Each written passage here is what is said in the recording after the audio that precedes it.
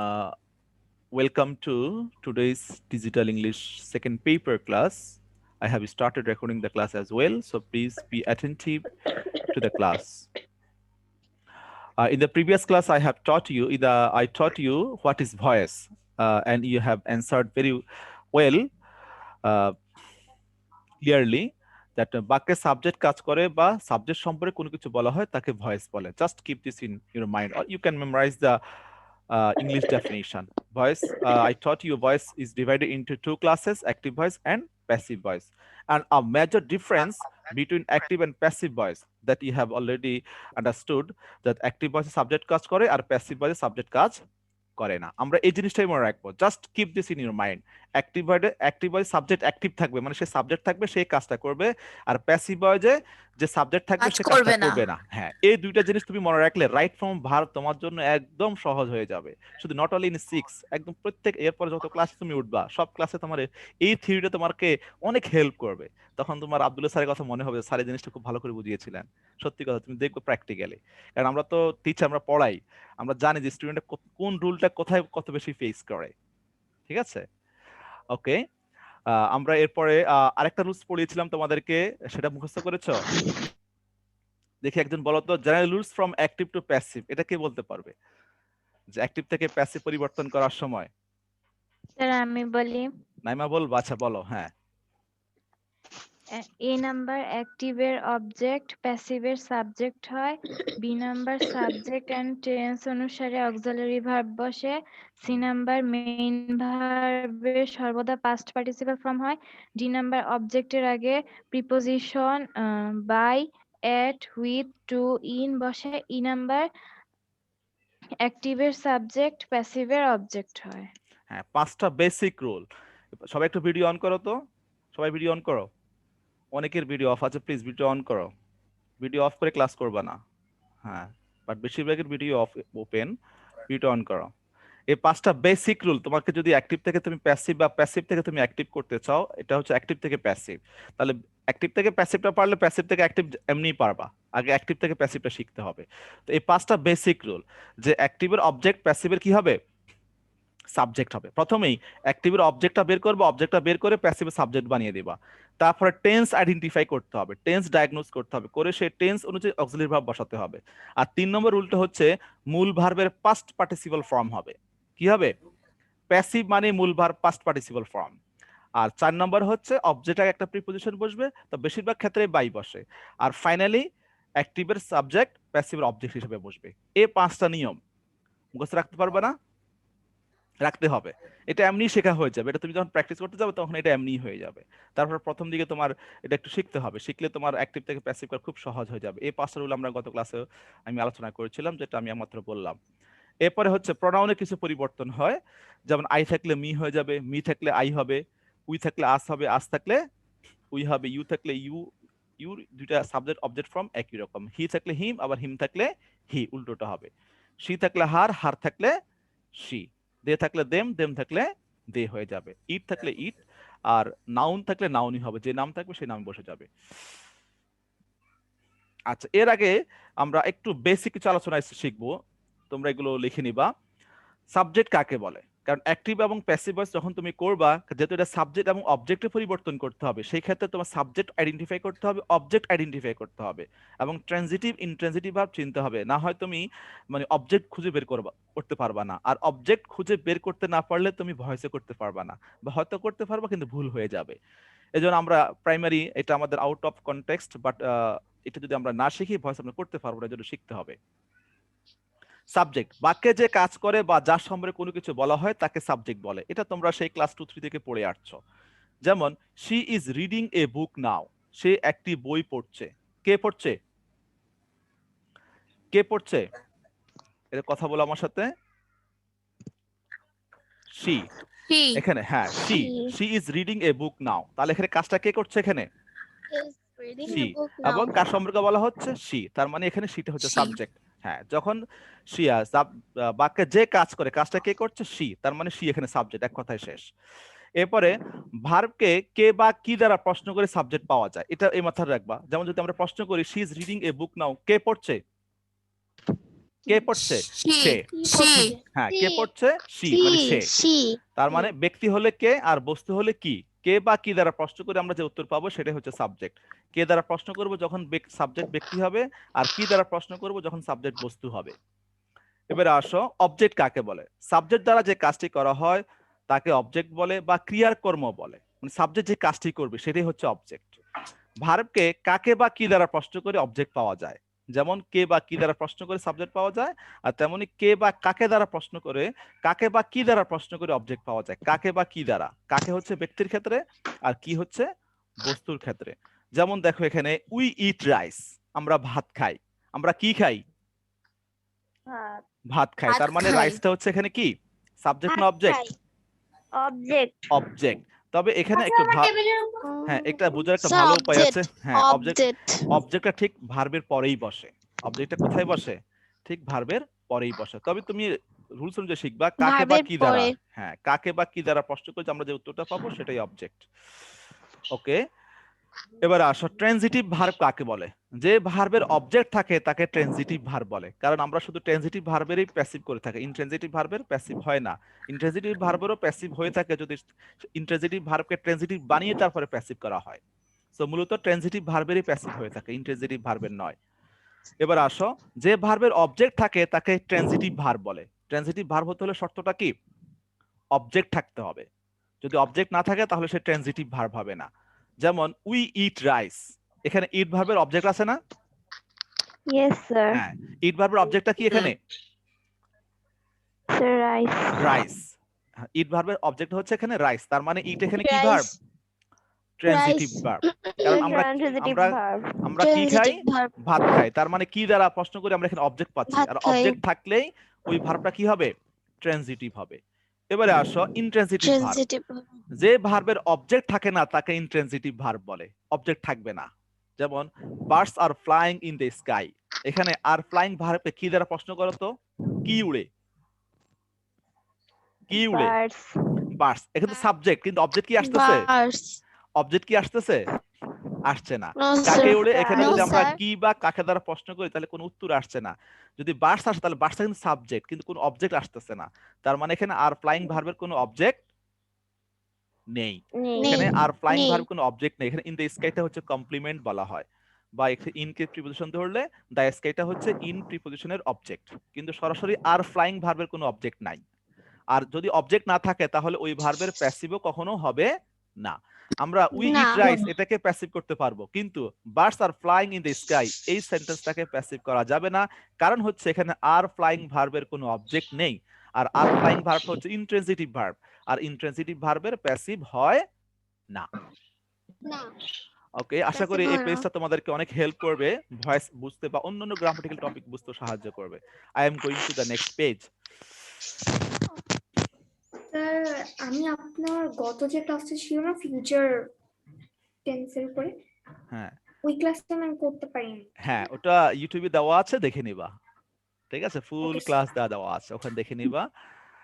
আচ্ছা, এটা নিয়ে একটু, এটা হচ্ছে ভয়েসে একটু শর্টে আমরা দেখি। এখানে আমরা একটু দেখি verb to be auxiliary verbs in passive voice. আমরা যখন অ্যাক্টিভ থেকে প্যাসিভ করব তখন আমাদেরকে কিছু অক্সিলারি ভার্ব ব্যবহার করতে হবে। কি ব্যবহার করতে হবে? Auxiliary verb.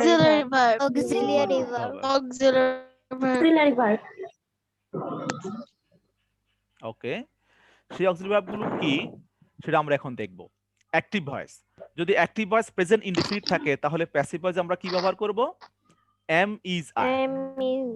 M is are ব্যবহার করব। স্ক্রিনটা কি হঠাৎ বন্ধ হয়ে গেল কেন? Okay, I will see it later. যদি অ্যাক্টিভ ভয়েস প্রেজেন্ট, সবাই খেয়াল করো এই পেজটা কিন্তু তোমরা যে টেন্সের স্ট্রাকচার শিখিয়েছি না, সেটা এখন তোমাদের কাজে লাগবে। যদি হ্যাঁ অ্যাক্টিভ, আগে যখন অ্যাক্টিভ থেকে প্যাসিভ করবা আগে টেন্সটা বের করতে হবে। কি বের করতে হবে? টেন্স বের করতে হবে, কারণ টেন্স অনুযায়ী তোমাকে ভয়েস চেঞ্জ করতে হবে। যদি আমাদের দেওয়া অ্যাক্টিভ ভয়েসটি প্রেজেন্ট ইনডিফিনিট টেন্সে থাকে, কিসে থাকে? প্রেজেন্ট টেন্সে থাকে, তাহলে প্যাসিভ ভয়েসে কি বসবে? এম ইজ আর বসবে।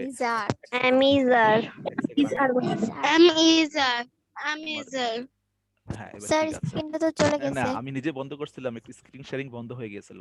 ওকে, ঠিক আছে। এবারে অ্যাক্টিভ, যদি প্রেজেন্ট ইনডিফিনিটে থাকে তাহলে আমরা প্যাসিভে কি ব্যবহার করব? এম ইজ আর। আর ভার্বের কি হবে? বি3 ফর্ম হবে। প্যাসিভ মানে ভার্বের বি3 ফর্ম। আমরা এক্সাম্পল পরে পেজে দেখব। এরপরে প্রেজেন্ট কন্টিনিউয়াস টেন্সে থাকলে এম ইজ আর তো বসবেই, কারণ present continuous tense already am is are থাকবে। কিন্তু এম ইজ আর এর পর কি বসাতে হবে? বিং বসাতে হবে। Being, am is are being, তারপর বি3। আবার প্রেজেন্ট পারফেক্ট হলে হ্যাভ হ্যাজ বসবে, আর হ্যাভ হ্যাজ এর পরে কি বসবে? বিন, তারপরে বি3। এরপরে পাস্ট ইনডিফিনিট হলে ওয়াজ ওয়্যার। পাস্ট ইনডিফিনিট হলে কি হবে? ওয়াজ বা ওয়্যার, তারপরে এরপর কি হবে? ভি3। এরপরে আসো past continuous. Past continuous was আর বসবে, এরপরে বিং বসবে, এরপরে বি3। এরপরে পাস্ট পারফেক্টের হ্যাড এর পরে কি বসবে? বিন, এরপরে কি বসবে? বিন, তারপরে এরপরে ফিউচার ইনডিফিনিট শেল বা উইলের পর বি বসবে। শেল বা উইল তো বসবেই, তারপরে বি বসবে, এরপর বি3। এরপরে ফিউচার কন্টিনিউয়াস শেল বি বা উইল বি বসবে, তারপরে বিং, এরপরে বি3, এরপরে বি3। আর এরপরে আসো ফিউচার পারফেক্ট শেল হ্যাভ বা উইল হ্যাভ বসবে, এরপরে বিন বসবে, তারপরে বি3। আবার ভাবছি বিন হবে, এরপর ভাবছি ভাব3 বসবে। এরপর আসো মডালস থাকলে, মডালস গুলো কি কি? Shall, will, would, shall, should, may, might, can, could, must, need, dare, have to, has to, am to, is to, are to, used to, ought to, etcetera. এগুলো যেটা থাকবে সেটা থাকবেই, তারপরে বি বসাতে হবে। দেখো এখানে বি, এরপরে বি3 বসবে। তাহলে একটা জিনিস লক্ষ্য করছো যে প্যাসিভ মানে ভার্ব সব কি হয়ে যাবে? বি3 হবে। তার মানে তোমার যখন অ্যাক্টিভ ভয়েসটা থাকবে, সে অ্যাক্টিভ ভয়েসটাকে টেন্স আইডেন্টিফাই করতে হবে। কোন টেন্সে আছে? এখানে মোট 10টা স্ট্রাকচার দেওয়া আছে, এই 10টার ভিতরে এর বাইরে যাবে না। এই 10টার ভিতরে কোন টেন্সে আছে সেটা বের করতে হবে, বের করে সেই অনুযায়ী অক্সিলারি ভার্বটা লিখতে হবে। ঠিক আছে? আমরা এবারে একটা ভার্ব দিয়ে আমি 9টা এক্সাম্পল দিয়েছি, দেখো। যেমন ডু, যদি অ্যাক্টিভ ভয়েসে ডু থাকে তাহলে সেটা প্যাসিভে কি হয়ে যাবে? এম ইজ আর ডান হয়ে যাবে। ডু মানে কি? এখন তুমি টেন্স ছাড়া, এখন আর টেন্স দরকার নেই, এখানে আমরা শুধু ডু ভার্ব দিয়ে দেখি। ডু মানে কি? ডু জায়গায় তোমার ইয়ে থাকতে পারে, রিড থাকতে পারে, বাই থাকতে পারে, সেল থাকতে পারে, তারপরে হচ্ছে লাইক থাকতে পারে, লাভ থাকতে পারে, ওয়াচ থাকতে পারে, মানে ডু বেস ভার্ব বা ডাস। তো এরকম ডু বা যদি ডাস থাকে তারপরে সেটা প্যাসিভ কি হয়ে যাবে? এম ইজ আর ডান হয়ে যাবে। আর যদি এম ইজ আর ডুইং থাকে তাহলে সেটা কি হয়ে যাবে? Am is are being done হয়ে যাবে। অর্থাৎ এম ইজ আর এর পরে কি বসবে? বিং। বিং, হ্যাঁ, এম ইজ আর এর পরে কি বসবে? বিং। আর ডু এর বি3 ফর্ম ডান, ডান। এরপর 3 নম্বর দেখো, হ্যাভ হ্যাজ ডান হলে হ্যাভ বা হ্যাজ বিন ডান। মানে কি? হ্যাভ হ্যাজ এর পর কি বসবে? বিন বসবে। প্যাসিভ ভার্ব কি? বিন। এরপর ডিড থাকলে ওয়াজ বাই আর ডান, ডান হবে। এরপর ওয়াজ বাই আর ডুইং থাকলে ওয়াজ বাই বিং ডান। মানে একটা জিনিস লক্ষ্য করছো, আইএনজি থাকলে কিন্তু বিং বসতেছে, আইএনজি থাকলে কি বসছে? বিং বসছে। যেমন এখানে এম ইজ আর ডুইং, এখানে আইএনজি ছিল, এখানেও বিং আইএনজি বসে। আবার হ্যাভ হ্যাজ এর পরে বিন বসে। ডিড থাকলে ওয়াজ ওয়্যার প্লাস বি3। আচ্ছা, এবার আসো 6 number, had done. Had done থাকলে কি হবে? হ্যাড বিন ডান। হ্যাঁ, হ্যাড বিন ডান মানে হ্যাড এর পরে বিন, তারপর ডান বি3 ফর্ম হবে। এরপরে শেল বা উইল ডু থাকলে shall will be done. Shall বা উইলের পরে বি বসবে। তো এখানে শেল উইল বলতে যদি ফিউচার ইনডিফিনিট, কিন্তু শেল উইল এর জায়গায় মে থাকতে পারে, ক্যান থাকতে পারে, মাস্ট থাকতে পারে, এম টু থাকতে পারে, ইজ টু থাকতে পারে, যেটা থাকুক না কেন, তারপরে বি বসবে, বি।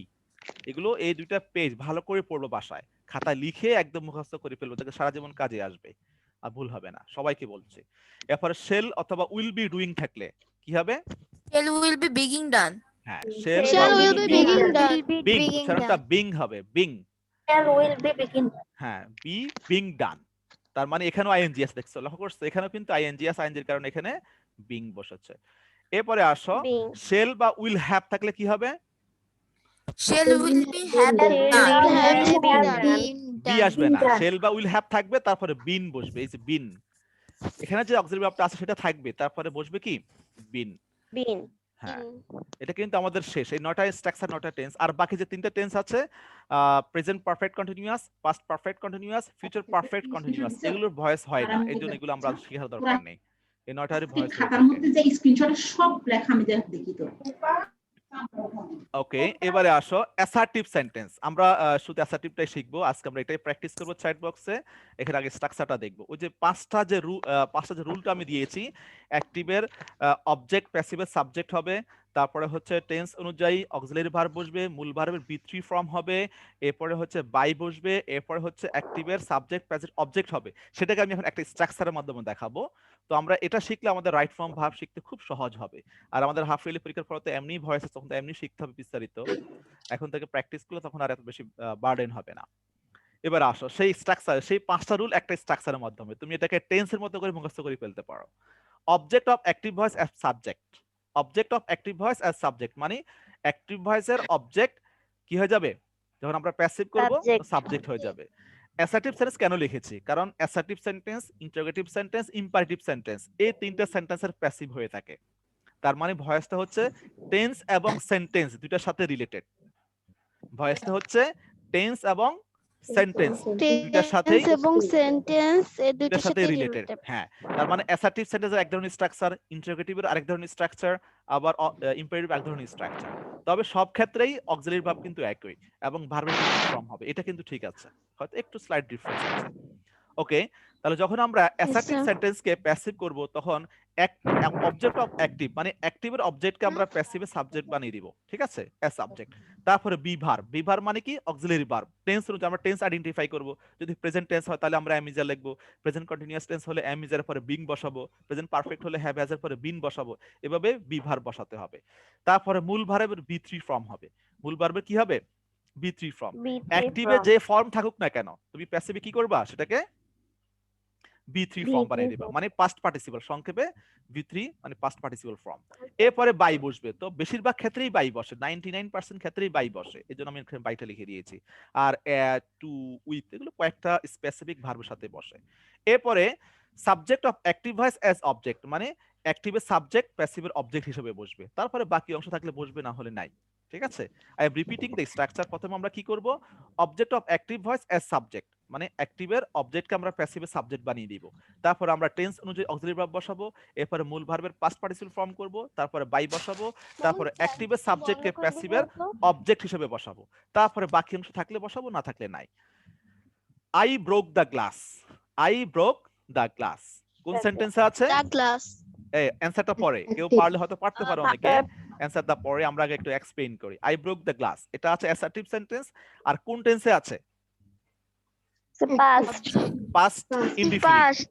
পাস্ট ইনডিফিনিট, ডিড আর কি, ব্রোক মানে ডিড। Sir past indefinite. তাহলে এখানে যখন আই ব্রোক দ্য গ্লাস, এটাকে যখন আমরা প্যাসিভ করব, এখন প্যাসিভ সাবজেক্ট কোনটা হবে? এখন The glass. The glass. The glass, কারণ এখানে object of The active voice as glass. Subject, এখানে এই অ্যাক্টিভ অবজেক্টটা কি? The glass. তার মানে দ্য গ্লাসটা এখন প্রথমে চলে যাবে। কোথায় চলে যাবে?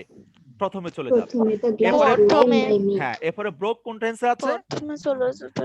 পাস্ট ইনডিফিনিট টেন্সে আছে। পাস্ট আর ইনডিফিনিট। Past indefinite. হ্যাঁ, পাস্ট ইনডিফিনিট অক্সিলারি ভার্ব কি মনে আছে? আজ ওয়্যার। ওয়াজ বা ওয়ার। থ্যাংক ইউ, যে বলেছো thank you. Was or were. Was বা, অ্যানসারটা চলে এসেছে, ওয়াজ বা ওয়ার। ওয়াজ বা ওয়ার। এরপর ব্রোকেন কি হবে? ব্রোকের বি3 ফর্ম কি হবে? Broken. ব্রোকেন হবে। আমরা স্ট্রাকচারটা আগে মিলিয়ে নিই, Broken. তারপরে বাই হবে, এরপর আই এর অবজেক্ট ফর্ম, আইটা এখন কি হবে? Object Me. হবে। মি। আর আইটা কি হয়ে যাবে? মি। তাহলে Me. অ্যানসারটা কি Me. হবে? The glass The glass was broken The broken glass by me. was broken. The glass was broken by me. হ্যাঁ, তুমি একটা এক্সাম্পল বুঝো, তাহলে বাকিগুলো তোমার আর ভুল হবে না। তাহলে এখানে আই ব্রোক দ্য গ্লাস, এখানে দ্য গ্লাসটা অবজেক্ট ছিল, এখন কি হয়ে গেল? প্যাসিভের সাবজেক্ট হয়ে গেল দ্য গ্লাস। আর ব্রোকটা পাস্ট ইনডিফিনিটে আছে, পাস্ট ইনডিফিনিটের অক্সিলারি ভার্ব হচ্ছে ওয়াজ বা ওয়ার, তো গ্লাস যেহেতু সিঙ্গুলার এর জন্য ওয়াজ বসেছে। আর ব্রোকের বি3 ফর্ম কি? Broken. Broken. Was Broken. Broken. তারপর আমাদের স্ট্রাকচার অনুযায়ী বাই, এই যে বাই বসেছে, আর আই এর অবজেক্ট ফর্ম হচ্ছে মি। তাহলে the glass was broken by me. এবার তোমরা একটা করো, হি ক্যান ডু ইট, দেখো অ্যান্সার লেখা হলে স্যার আই এম ডান বলবা। ঠিক আছে, দেখি চেষ্টা করো। হি ক্যান ডু ইট। আমরা এবারে কিন্তু প্র্যাকটিস করব, আমাদের রুলস পড়া শেষ অ্যাক্টিভে, আমি এবার তোমাদের শুধু করতে দেব। আজকে আমাদের পার্টিসিপেন্টস তোমার সবচেয়ে বেশি, 47 জন ছিল এতক্ষণ। গুড। তবে সবাই ভিডিও অন করে প্লিজ অ্যাক্টিভলি পার্টিসিপেট করো, তাহলে ক্লাসটা করে তোমার লাভবান হবে। কিন্তু তুমি যদি চুপচাপ বসে থাকো, না লেখো, না পড়াতে লাভ হবে না, লস হবে।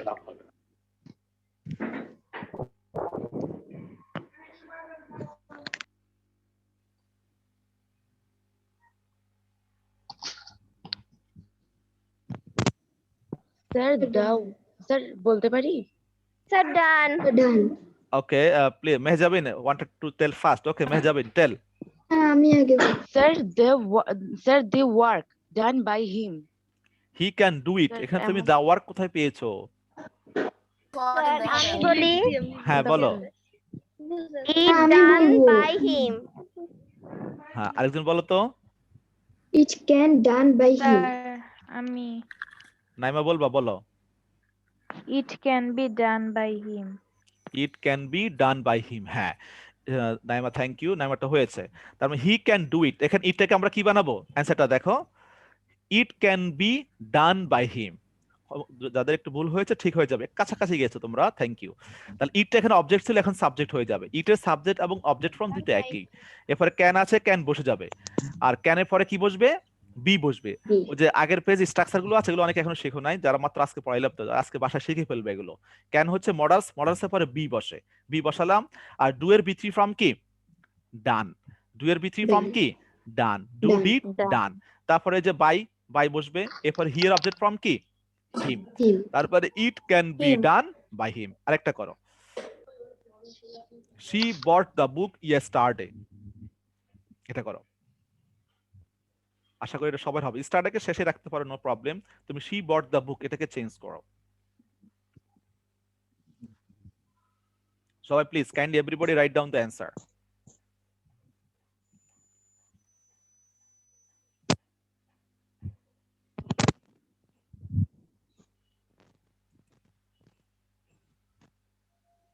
অনেকের ভিডিও অফ।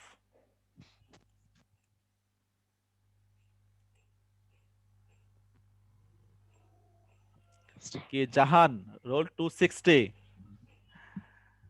লেখো না কেন? শুধু জাহান লেখো, লেখো প্লিজ, বসে থেকো না।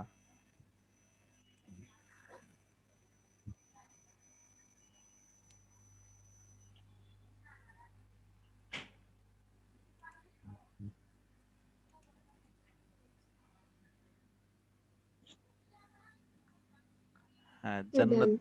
হ্যাঁ নাহিয়া লেখা হয়েছে, বলো কি লিখেছো দেখি, বলো Yes, তো। sir. The book was brought yesterday by her. Very good, well done. আর কেউ লিখেছো? এনিবডি? লেখা শেষ হলে বলো।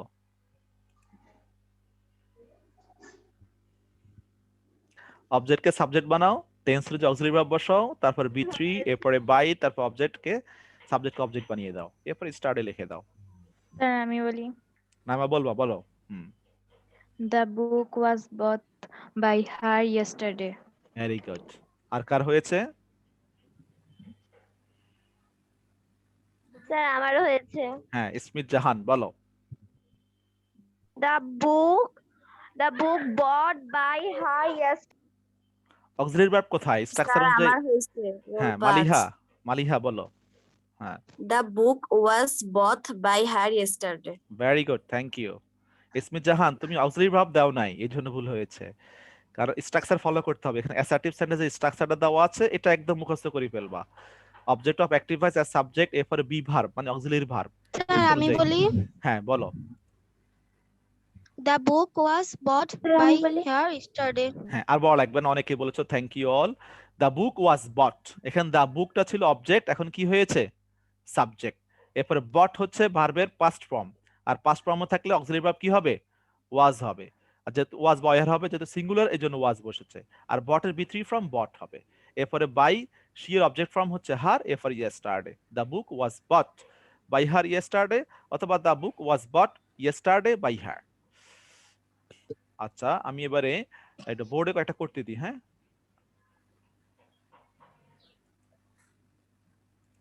ওকে,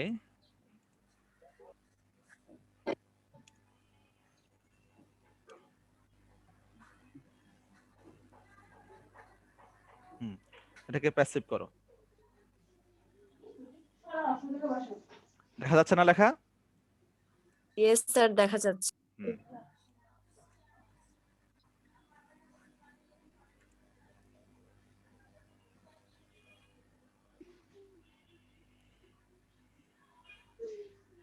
অ্যান্সার লেখা হলেই বলবে স্ট্রাকচার, ফলো দ্য স্ট্রাকচার। আর তোমরা আরো ভালো পারবে, আচ্ছা যে রুলস গুলো পড়িয়েছি এগুলো তোমরা বাসায় যদি শিখে ফেলো তাহলে আমি কোশ্চেন দেওয়ার সাথে সাথে অ্যান্সার লিখেই ফেলতে পারবা।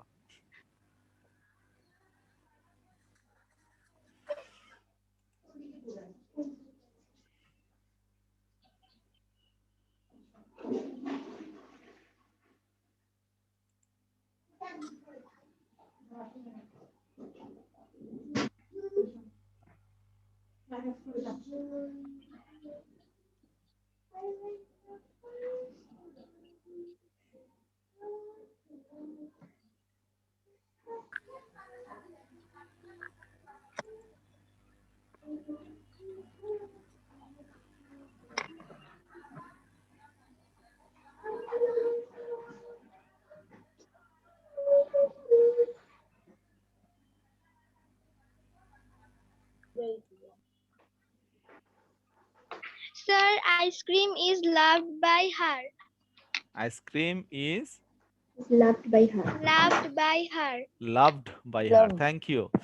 তাহলে এখানে অবজেক্টটা কি ছিল? স্যার আমি এটা অনেকক্ষণ ধরে চিন্তা করছি। Ice cream. হ্যাঁ আইসক্রিম। তাহলে স্যার আইসক্রিমকে আমরা আমি এখন আগে আমাদের নিয়ে সবার আসবো। আগে লিখে ফেলছিলাম। হ্যাঁ আইসক্রিমকে আমরা আগে নিয়ে আসবো, সাবজেক্ট বানিয়ে ফেলবো। আইসক্রিম এখানে ভার্বের পরে মানে অবজেক্ট ছিল, এখন আমরা আগে নিয়ে আসবো আইসক্রিম। তারপর লাভস কোন টেন্সে আছে? Present indefinite. তো প্রেজেন্ট ইনডিফিনিটের অক্সিলারি ভার্ব হচ্ছে এম ইজ আর। প্রেজেন্ট ইনডিফিনিটের প্যাসিভ অক্সিলারি ভার্ব কি? Am is are. আমি স্যার। আর আইসক্রিম সাথে ইজ বসবে। আর লাভের বি থ্রি ফর্ম কি? লাভড। তারপরে কাকে দ্বারা? বাই, সি কি হয়ে যাবে? By her. Her. Her. Ice cream is loved by her. By By her. her. হ্যাঁ আরেকটা করতে দি। By her. Sir. Yes, sir.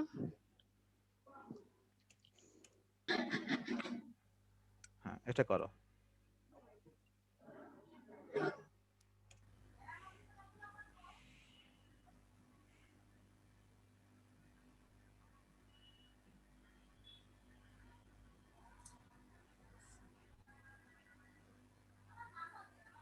অবজেক্টকে subject বানাও, তারপর টেন্স অনুযায়ী কি হবে সেটা অ্যাপ্লাই করো।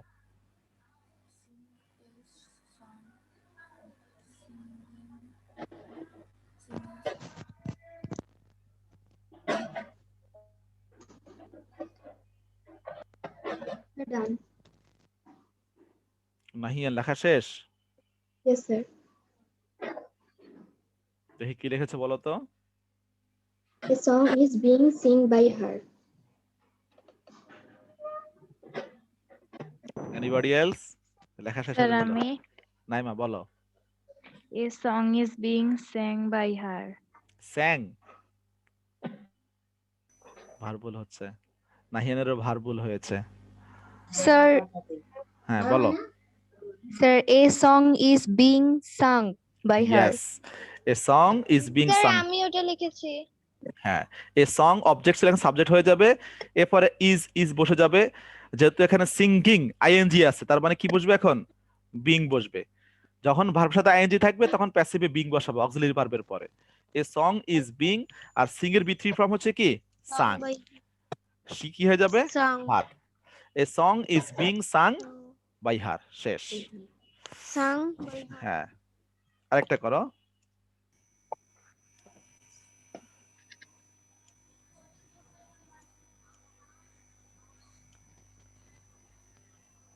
হ্যাঁ এটা করো। She has done a good result.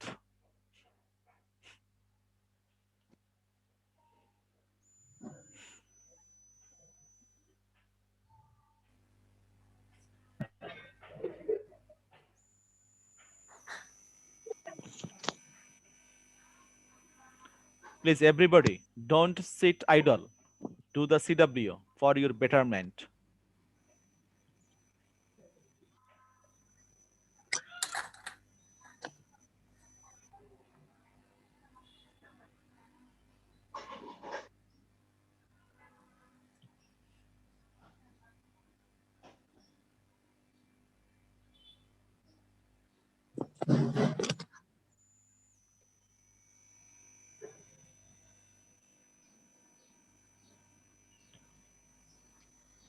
মারিয়া হাত তুলেছো, হ্যাঁ বলো। রোল 55।